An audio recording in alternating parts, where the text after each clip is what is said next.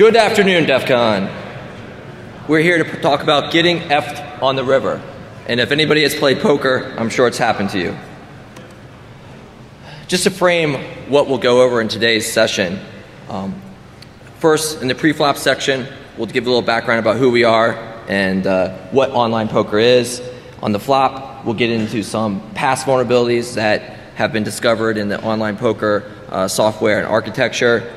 Turn, we'll get into some of the research that we have been doing and what we've been looking at, some vulnerabilities that I don't think have been published before. And then the river, we'll get into defenses and next steps in research. What this talk won't do is it's not going to show you how to make millions of dollars by some zero-day exploit, because if we had that, I'd be keeping it to myself. So pre-flop, who are we? This is my company. They paid for me to come out here, so I put a slide in there. All right. To make them happy, I guess. Who am I? Gus Fritschie, just a security professional based out of DC, CTO of this firm, and you can see what I enjoy doing. I probably like to enjoy gambling more than anything, so that's really what got me interested in this subject. Who do I have with me? We got Steve Whitmer right here, who I also work with, and he did a lot of research in the web app piece, which you'll see later on in the presentation. I had a little bit of help also from a couple guys who just couldn't make it.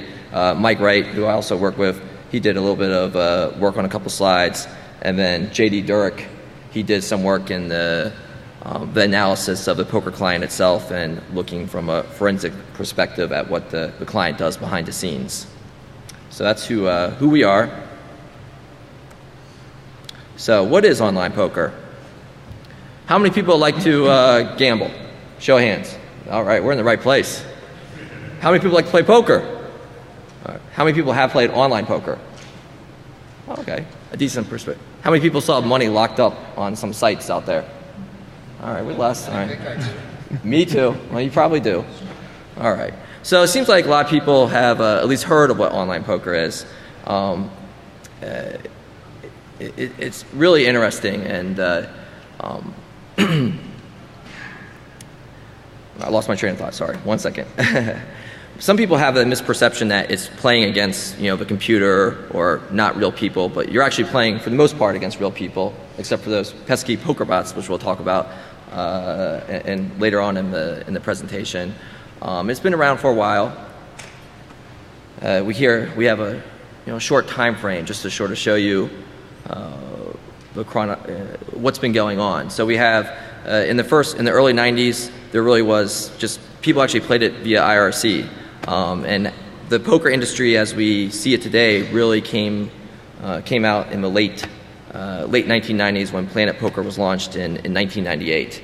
And then shortly after that, you started having gaming commissions that were launched to sort of try to regulate this industry. And you can see going down the step, UB, Party Poker. But I think at least when I got interested in poker, and probably a lot of people who play it today got interested in 2003 when Chris Moneymaker won the World Series of Poker. He satellited in on a $40 online poker tournament and won $3.5 million and made everybody think that they can do the same thing. So that really, made the industry grow. In fact, prior to that, most of the casinos here in Vegas, a lot of them didn't even, were closing their poker rooms. And now, most of the major casinos at least have some form of poker room.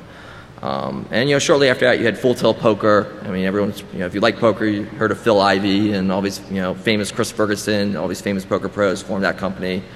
2005, it became a $2 billion industry. 2006.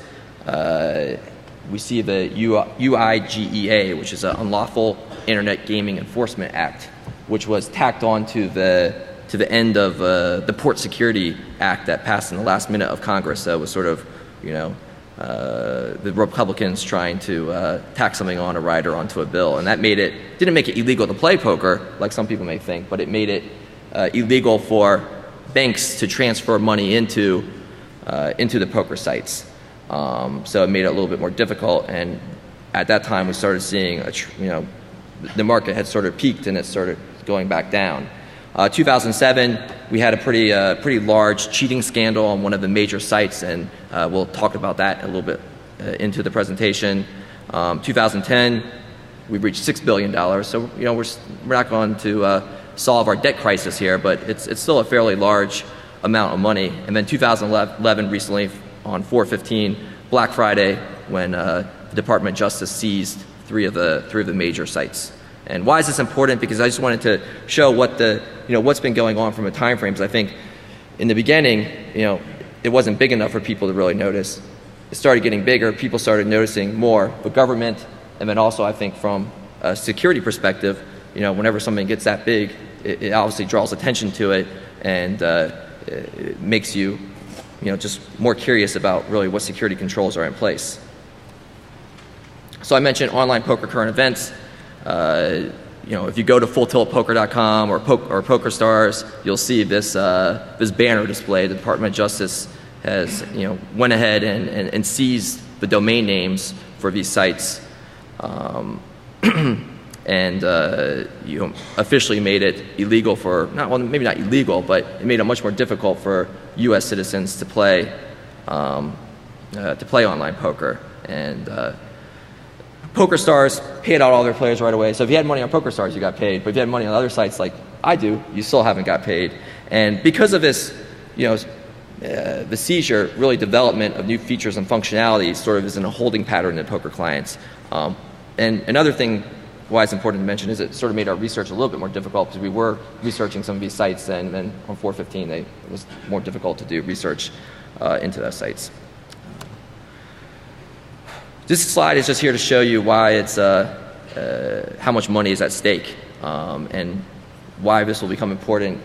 I think we'll see in the next slide when you start talking about regulation and compliance. Back in 2004, we're only talking about $1 billion.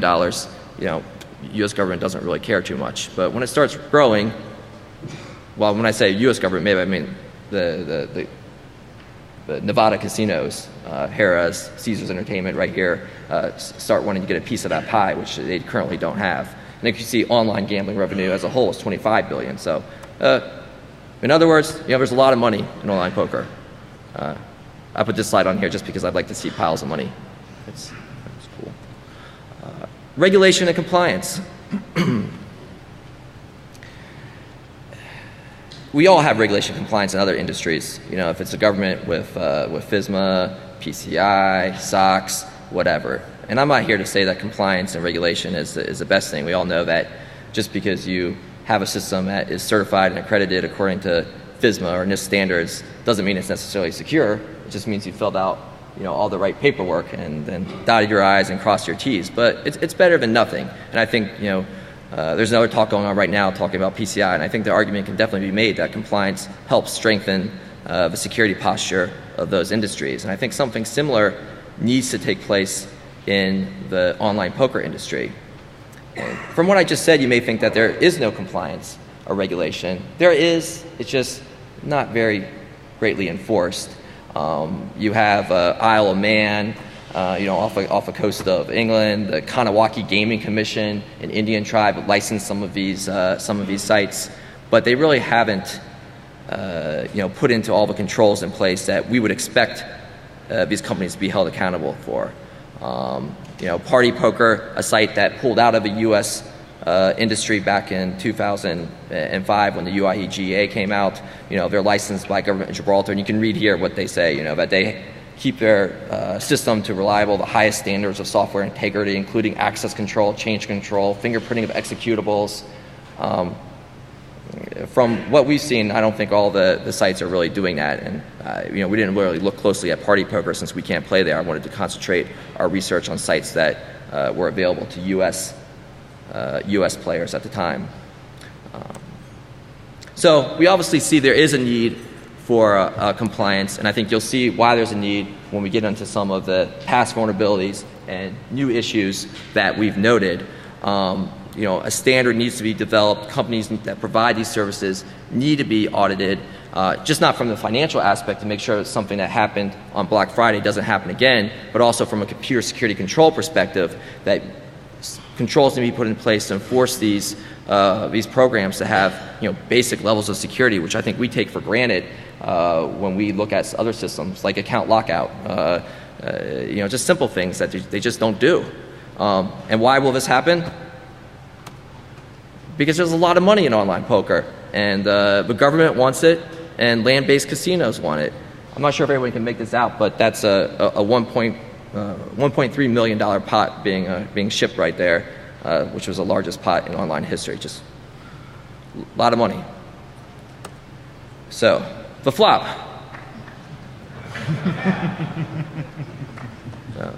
Sorry, just got distracted. Past vulnerabilities. So here I just want to touch on some of the vulnerabilities that have come from the beginning of when online poker first came into existence, and to recent vulnerabilities. These aren't issues that we came across ourselves. These are documented issues. I just put them in here so you may not be aware of what has happened in the past. And these are all related to information security, computer security. So the random number generator vulnerability. I think everybody probably can guess what the random number generator is for. So obviously when you have a real dealer shuffling the cards, it's going to be random. They shuffle them. So in order to get that same level in gaming, you have an RNG. So Planet Poker, which remember was the first online poker site to come into existence in 1998, they were very proud of their random number generator, so much that they published the algorithm to show that, hey, we have a good shuffling algorithm. Unfortunately, when some researchers started looking at it, they realized it probably wasn't the best algorithm that was in place. You can see in a real deck of cards what the possible number of unique shuffles is, a very, very large number. In their algorithm, only 4 billion possible shuffles could result. And then to make that even a lower number, the seed they were using was from the Pascal function, randomized, so that reduced the number even further. And then they were able to reduce the number of possible combinations down to a number that could be effectively brute force, so they could tell what cards are going to be coming out. This has since been fixed, obviously, and other companies these days have their RNGs audited by reputable third parties. I took this from the PokerStars site. Cigital, once went ahead and looked at their RNG, and all the other sites have similar information. I don't know. I'm not sure. We didn't look at this to see if the RNG is safe or secure. Maybe it is, maybe it's not. But it's probably something that should be looked at further.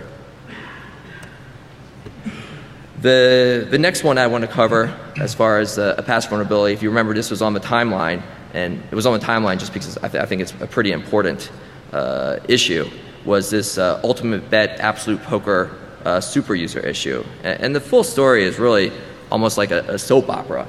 I mean, you really should read, if you're interested in a good read this blog. That's URL is up there. She goes into a lot of details as far as what happened behind the scenes, why it possibly happened. Just to give you a little flavor, it involved a teacher sleeping with a student, and then a lawsuit, and I guess I needed to make some money. What happened was, and not all of this is 100% confirmed, because it's not like poker was legal in the United States or regulated, so you couldn't go ahead and bring these people to court.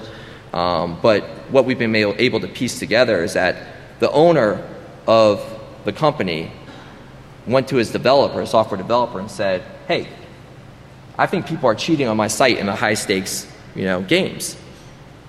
In order for me to determine if they're cheating, I need to be able to see their hole cards, so I can see, make sure that they're cheating, because I would know based on what their hole cards are if they were cheating. So the original developer was like, I don't think that's a good idea to give someone access to see hole cards. So he went to an independent contractor and hired him, and they put in this God mode, is what they called it. So they ended up putting into the actual software a process, and they wanted to put some controls in this process because the developer really thought that at the time that the owner was doing this for a legitimate purpose. So they made it so you couldn't be on the same computer playing as with God mode running. But what we suspected they do is they simply had a user, in God mode, and then just relayed that information to the person playing. And at the end, you can see how much money was stolen, $22 million from players. So that's not a small sum of money. And how did they end up catching or discovering that this God mode had been put into the software? Was it from the strict controls that were built into the software, auditing, access control, someone reviewing logs? No, it was from the community, the online poker community.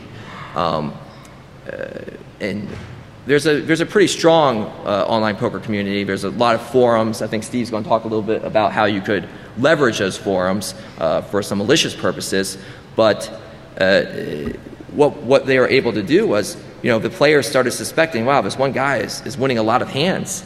And online poker is different than regular poker. A lot of people play 8 to 10 tables at once. So in real poker, like you see on TV, people get reads by looking at people, and they know betting patterns, and they can sort of tell when people are bluffing. But with online poker, you don't have that. So based on your hand histories, what people are being dealt, you're able to see those hand histories, and people have written software that gives you a statistical analysis over who's won what hands, how many times they saw the flop, how many times they 3-bet you, etc.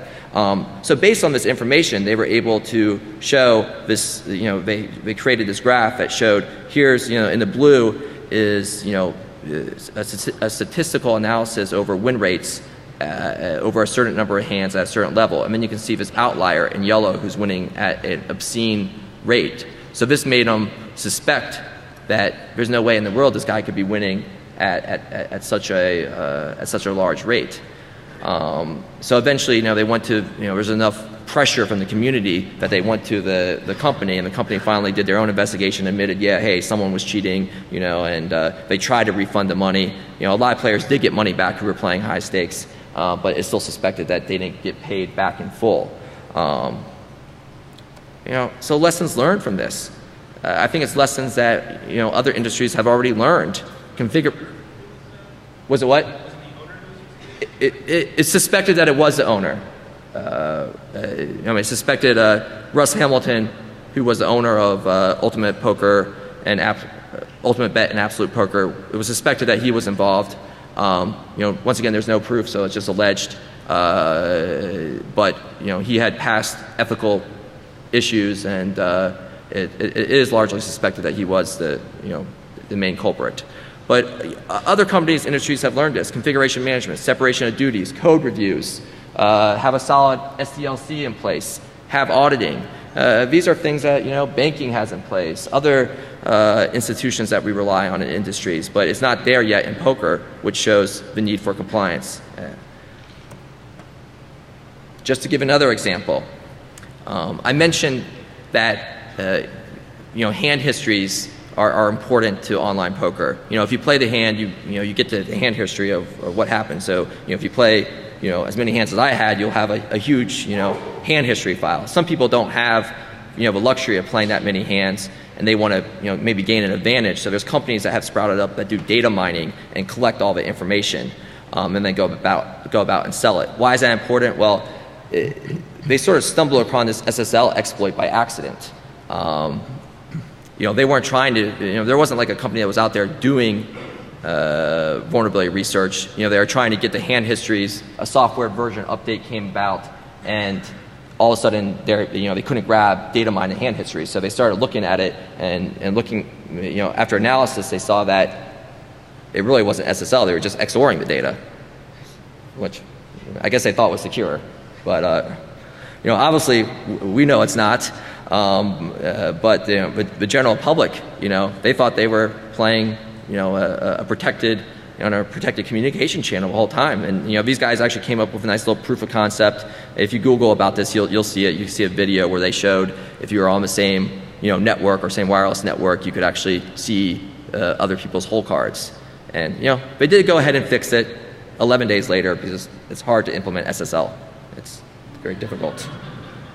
And then also Cake Network was also discovered to be vulnerable shortly after. So I'm not sure why they were doing this, but Who knows?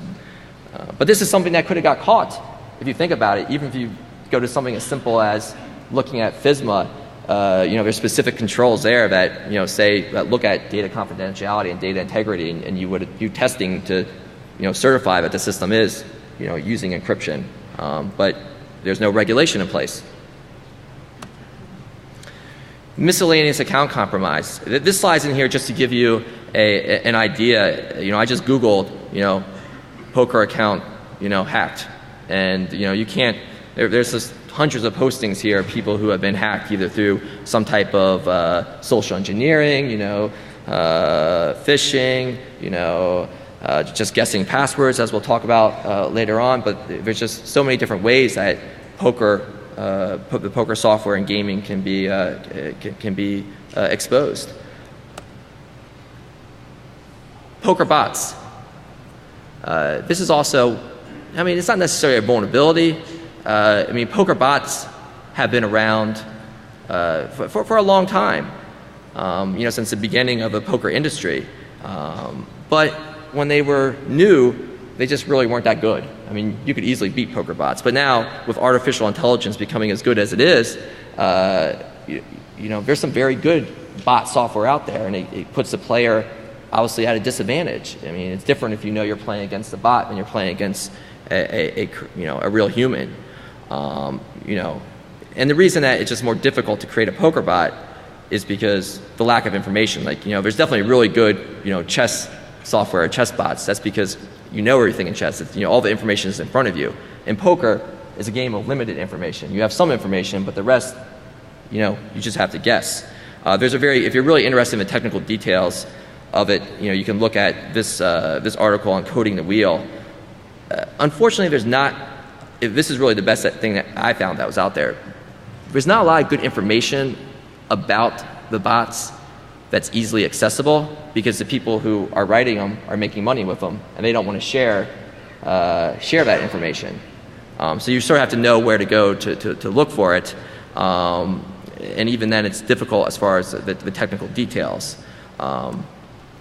Just a little bit of information. Once again, that article goes into a lot of detail, but really the way that the poker bots work, and we just thought was interesting, it's primarily through DLL injection. It's not modifying the actual executable or binary, because as you'll see when we look at the next section about the poker client underneath the hood, it does a lot of checks and balances to see if you've made some potential modifications. So it's primarily through DLL injection that it's able to operate.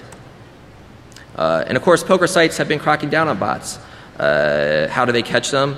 Betting patterns, if it's always bet the same amount, tendencies, bots definitely play differently. Programming flaws, if you're always clicking to bet on the same pixel, it's going to know that is actually a bot. And then of course, scanning, as you will see, these poker clients, they do try to protect you by examining your system, but in that process, they also invade your privacy a little bit. But that's one way that the sites attempt to catch you.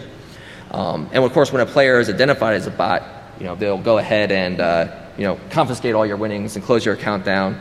How do we know that? Well, we got caught, so they're doing something right, I guess. Poker client equals rootkit. No. The question was, do we write our own bot? We didn't write our own bot. This was just experiment with one of the known bots out there that we were playing around with. Yeah. So poker client equals rootkit, and maybe that's not 100% accurate, but it's close. It has a lot of the same characteristics as a rootkit, and in the attempt to protect, I guess, the gaming, it really goes down and does some things that you may not know about. Including going into where you've been in your web cache. I don't like people knowing where I've been. What does it do behind the scenes? We did some dynamic analysis. We didn't do any static analysis of what it's doing yet. But here's some interesting things that we just pulled out, or at least what JD and I thought were interesting. Some of the function calls looking for enemy window names, enemy processes, enemy URLs, and then some of the programs that or services that it deems unauthorized. So here you can look at, like, if you're looking for Ollie debug, if it's running, it's looking, if you're running some of this software that it considers to be against its terms of service. Once again, this is just very basic analysis. I'm sure it's doing a lot more behind the scenes, and it's just an avenue that we're going to explore further. Here's just some well-known modifications or behavior that we've observed in the poker clients. It goes ahead and will modify your host-based firewall policies if you're running it on Windows. It goes scanning through your Windows process tables. It has the ability to go ahead and read the body and bar text of every window that you have open. The ability to detect mouse movements. These are all things that the poker client is doing behind the scenes. We mentioned that it scans for known bot software. It also looks for the lack of. You can, of course, when you're playing poker, part of the fun is talking to people.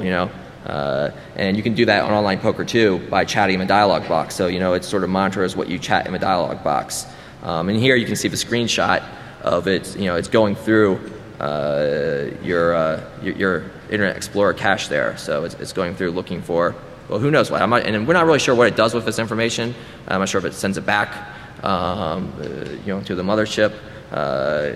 But it definitely looks like it's somewhat invasive to your privacy. And of course, you're agreeing to allow it to do this since you click on the terms of service when you install the software. But most people probably don't know exactly what it's doing behind the scenes. And these clients are somewhat complex. We looked at the Cake Poker client. It has 3 main processes. The client scans itself, like I mentioned, at random intervals to make sure you didn't modify it, because we did go ahead and we made some modifications to the actual client, and it ended up detecting that and forcing you to install a new version. And then the Cake Poker's actual executables, you can see when you compare Cake Poker to the Bodog version, the size.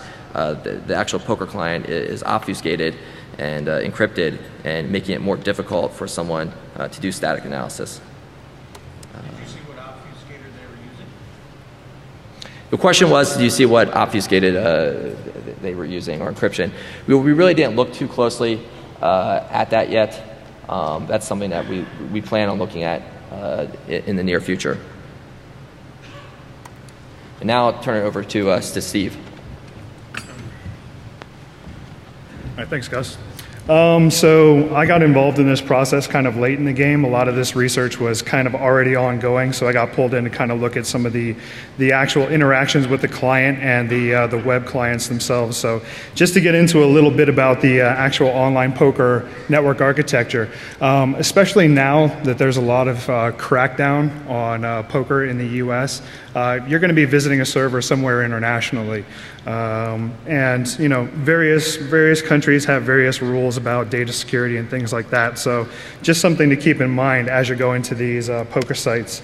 Basically what happens when you log in, you make a request out to the internet, poker DNS server tells you which local server you're going to go to, you authenticate, you get a session created, and then you start playing poker, and then when you need to re-authenticate, you re-authenticate.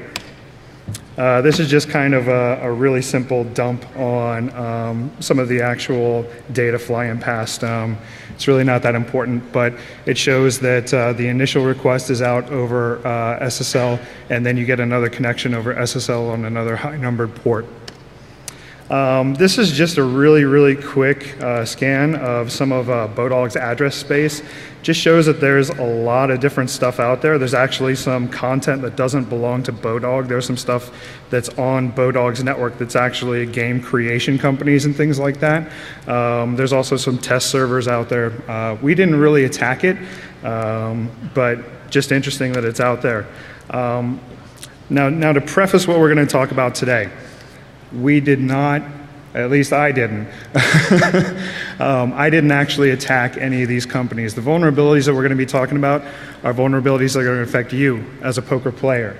So I think that's kind of more important, because from the show of hands earlier, a lot of people in here play online poker. If you're in this talk, you probably are getting the idea that it's not the most secure thing in the world at this particular point. So we're just going to talk about some of the vulnerabilities that are there. Like I said, I came into this very late in the game just a few weeks ago, but the vulnerabilities were really easy to find. Something else to consider when we're talking about vulnerabilities in online poker. There's dozens and dozens and dozens of online poker sites, all with individual clients. So when we say that this is kind of a new research field that we're looking into, we really haven't kind of scratched the surface at this point. But just the stuff that we did find shows that you can be compromised fairly easily. Let's see here. So, you know, when you go to these particular sites, they have 20 different links on how you can pay them money, but they don't really have any kind of information about how they protect your information, how they protect your credit card data, how they're actually protecting you when you're playing online poker. Now, for all of you out there who look for the HackerSafe logo, I'm sure that gives you a really warm, fuzzy feeling at night, but you should really know better. And these guys don't even bother to do that. So it seems like, you know, when there was the actual detection of the RNG issues, a lot of the poker companies kind of stepped it up and really started looking at their RNGs, but they haven't done anything really on the clients to protect you. I wish we were going to stand here and talk about some really, really advanced hacking techniques, but hackers are lazy. We like the easiest way we can get into something, and honestly, there's some old tried and true favorites that can really screw you.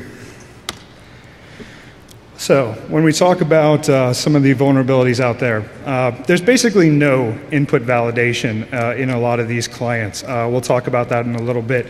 The cookies that are being used when you're actually using an HTTP client as opposed to a thick client, the cookies are very insecure. They're weak. They're not marked as secure. They're not marked HTTP only. They can be reused. They contain sensitive information. Some of them are tracking you based on your IP address, all that kind of fun stuff. There's expired SSL certificates on some of these sites. The fun thing about that is if you get used to seeing, okay, yeah, the site's, you know, expired, blah, blah, blah, SSL doesn't match, you can kind of get accustomed to that. And if you do get phished, it's really easy for you to just click through that without even reading it or thinking about it. And then we have our old friend, cross-site scripting. Now, this particular one, this is an unauthenticated, reflected cross-site scripting. Reflected cross-site scripting is basically the easiest style of attack where you send something to the web server, it sends the same code back to you and is then executed at the browser. The next one that we've got, this is just showing you a little bit of the actual, in the Bodog client, where you can enter some information about yourself. So you can put your email address, your state, your city, all that kind of good stuff. And, you know, personally, I live at Script Alert Way. So it's important for me to be able to do this, but for most people, it's not. The funny thing about this, the actual city is vulnerable, state, zip code, country, and phone number. Now, for phone number, you shouldn't need to put characters in there. Okay, so what we're doing right here is we're really talking about, they're not even doing basic data validation at this point.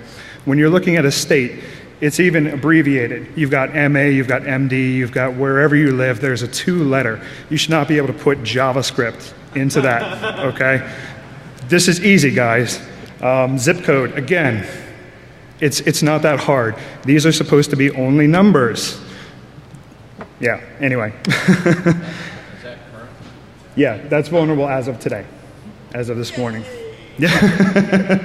Not that I'm telling you to go out and use this, but this particular one, this is actually using a stored and DOM-based cross-site scripting attack. As you saw on the previous slide, what we did is we put you know, some active JavaScript in our address field. This comes back and this shows you every single cookie you need. So if you're using the web client, you can create your cross-site scripting attack to then forward this information to your server. You grab that, you replay that, you're now that person. So you have a copy of their session. Not good. This one's an unauthenticated one. Again, you can grab, you know, you can call document.cookie to grab all of the cookies, have them forwarded to your server, and you created a duplicate session. You can log in as this person, and you can sign up to a table that you're also playing at, and just fold, and just lose somebody's money. So, not so good. Again, as we talked about quite a bit here,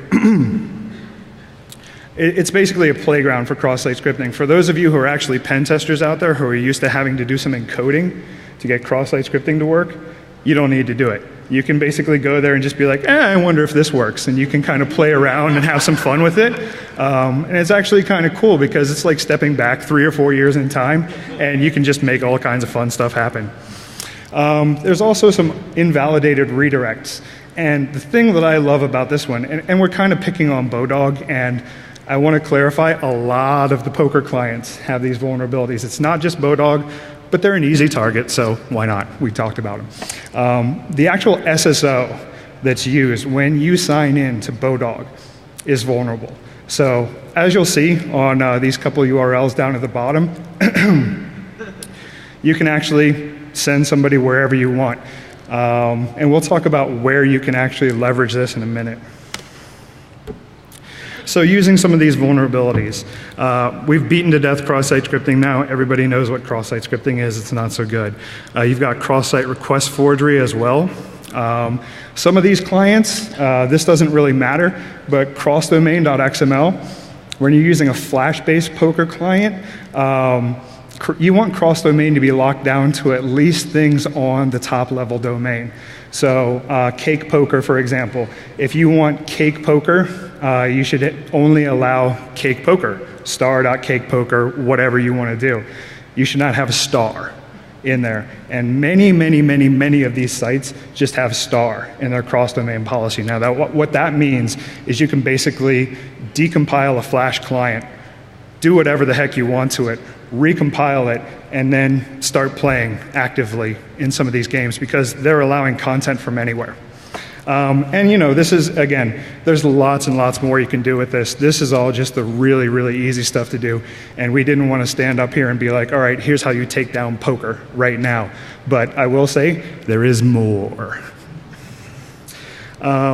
One of the things that's a good attack vector, especially when you talk about cross-site request forgery and cross-site scripting as far as actually getting people suckered into this, is actually using forums and affiliate sites. Now, the fun thing about using forums is generally when somebody's at a forum, they're logged into the poker client. And they're just kind of chatting and doing whatever they want. But, you know, if they're logged in, you've got great targets for cross-site scripting because you know they have active cookies. They have active sessions. You can grab this information, take it, replay it, done.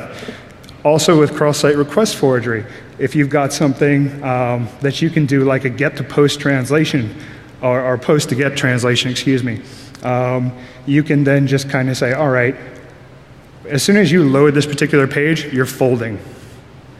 Whatever you happen to be in. So the fun thing with this is you can oftentimes, in forums, because we all know forums are really secure, right? Yeah, good times. You can actually just create hyperlinks where you should have an avatar, for example. So whenever anybody loads that page and it goes to load your avatar, it just executes that particular URL. So fold your hand, etc. So anyway, these are just really good attack platforms, and forums and stuff like that have their own vulnerabilities. So even if you're using a secure poker client, if you're on somebody else's forum and they have cross-site scripting, they can hook you. So here we have, you know, picking on Bodog again, just because it's easy. One of their affiliates, not checking cross-site scripting, not even trying. Here's Poker Listings. Poker Listings is another place that has cross-site scripting. This was a really hard one, guys, I gotta tell you. So you see that search field right there? Script alert. That's all this is. They're not even checking. It's easy stuff. So, what do we do when we have cross-site scripting? How many people know what beef is? All right, good. So you know where I'm going with this, right?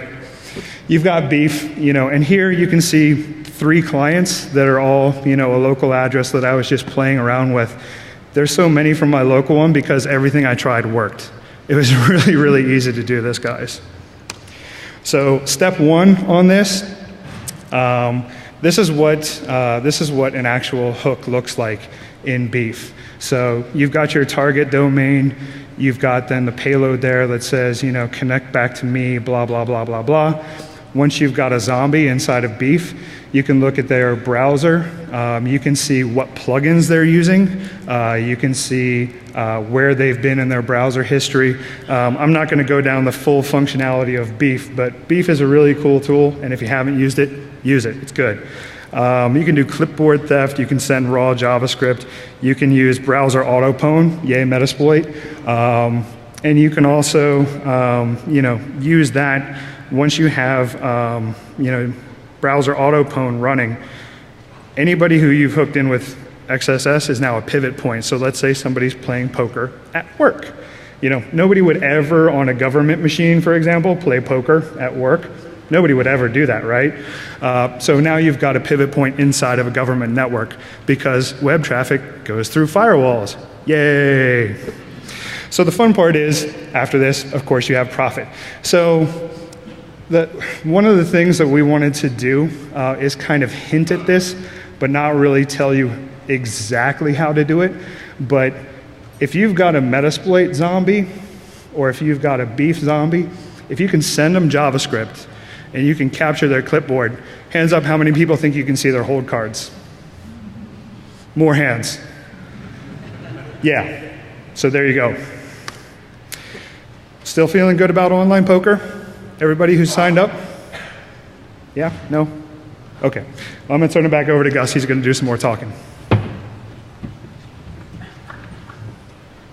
Great, thanks, Steve. Moving away from web application attacks that Steve went over to some authentication vulnerabilities. And like Steve mentioned, while sophisticated attacks are fun to go ahead and do, in this instance, you really don't have to do anything elite in order to compromise some of these sites. As you can see here, here's just some of the password requirements. I just went ahead and sampled some of the larger sites so you can see exactly what they're requiring. So you can see Carbon Poker requires 6 to 20 characters. Well, I wonder what people are going to choose if they choose Carbon, perhaps Carbon as their password. Or Bodog, 5 characters. Maybe they have Bodog, or maybe it's Poker. Full Tilt, UB Absolute, also weak. In fact, the only one that had strong password requirements was Cake Poker with what you would expect, something 8 to 14, lowercase, et cetera, et cetera. So with passwords this strong, it's probably impossible to brute force them, right? Especially with no account lockout.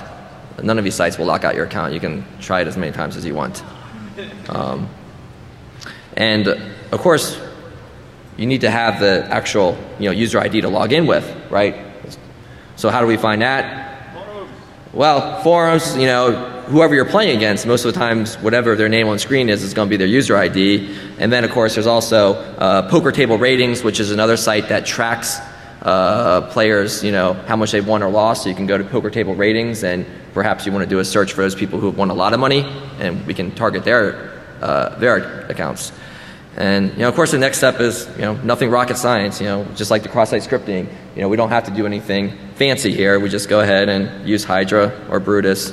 In this case, we just went ahead and used Brutus.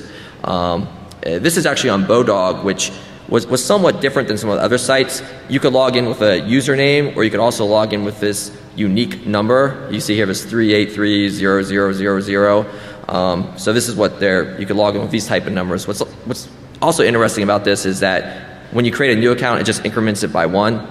I'm not sure if that's too important, but it's interesting that it just increments it by 1.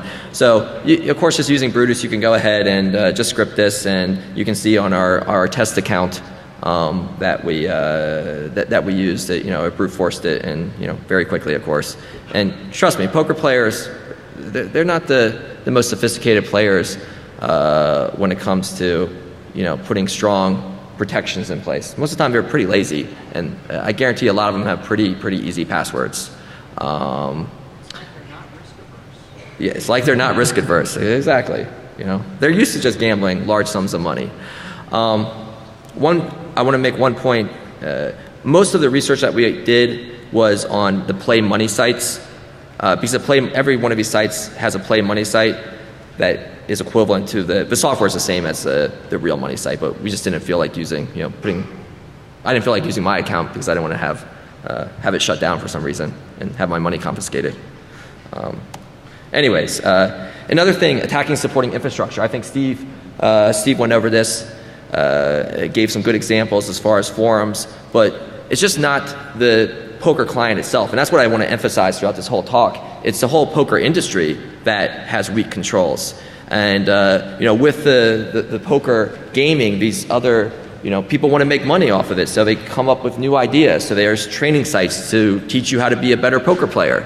There's tracking sites like Poker Table Ratings and SharkScope that will track your play and show you how much you've won or lost. There's Medium forums like Steve mentioned. 2+2 is probably the largest one out there.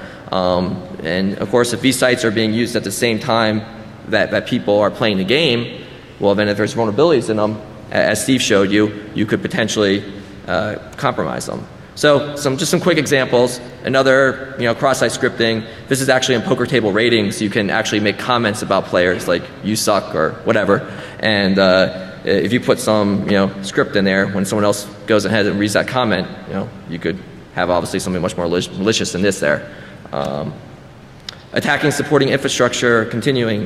This is about training sites, and this is actually an email that I received, because I belong to training sites because I like to try to make money when I play poker. And this is from, I think, Card Runners sent me this, letting me know that they had detected an illegal intrusion and that, they believe that, all they got potentially was my email address, encrypted password, IP address.